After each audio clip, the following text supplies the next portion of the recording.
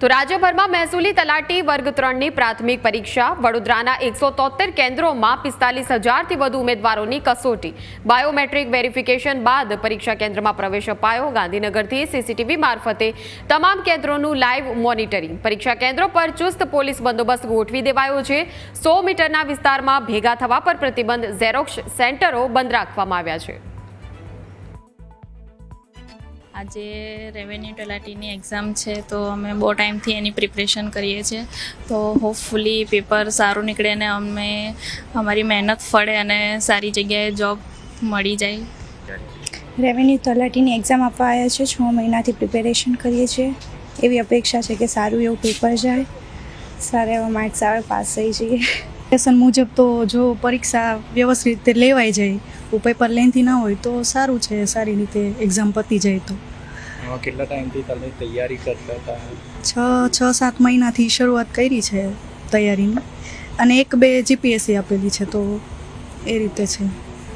ગુજરાત ગૌણ સેવા પસંદગી મંડળ દ્વારા આજે સમગ્ર રાજ્ય સહિત વડોદરાના 173 પરીક્ષા કેન્દ્રો ઉપર મહેસૂલી તલાટી વર્ગ 3ની પ્રાથમિક પરીક્ષાનું આયોજન કરવામાં આવ્યું છે, જેમાં વડોદરા શહેરના 173 કેન્દ્રો ઉપર 45,000થી વધુ ઉમેદવારો પરીક્ષામાં ભાગ લેશે। આ જે પરીક્ષાનો સમય છે તે બપોરે 2 વાગ્યાથી સાંજના 5 વાગ્યા સુધીનો છે અને ખાસ કરીને જે ઉમેદવારો છે તેમને 12 વાગ્યા સુધી કેન્દ્રમાં પ્રવેશ મેળવી લેવાનું એવું સૂચન આપવામાં આવ્યું છે।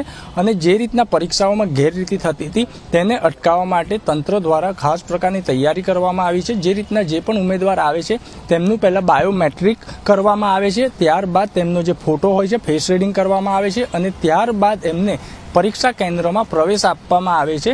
સાથે સાથે પોલીસ દ્વારા પણ ચુસ્ત પોલીસ બંદોબસ્ત તમામ કેન્દ્રો ઉપર ગોઠવવામાં આવ્યો છે।